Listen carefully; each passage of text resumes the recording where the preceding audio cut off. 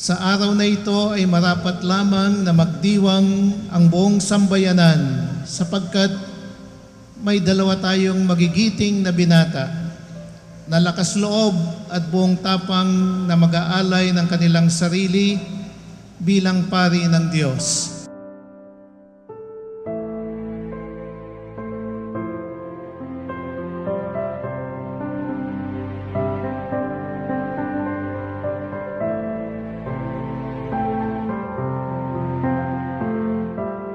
Ang mas mahalagang dahilan ng ating pagdiriwang ay dahil ngayong araw na ito ay lalo pang pinagtitibay ni Jesus ang kanyang ugnayan kay Reverend Louie at Reverend Jimmy.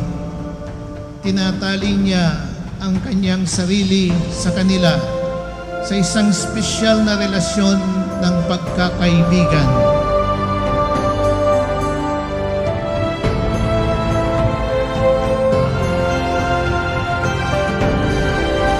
Nakahanda ba kayong magdiwang ng mga sakramento ni Kristo ng matapat at kaakit-akit upang maiyalay sa Amang may kapal ang pagsamba at kapurihan at upang may pagkaloob sa kanyang sambayanan ang kanyang buhay at kabanalan ayon sa pamana ng simbahan? Nakahanda po ako sa tulong at awa ng Panginoon.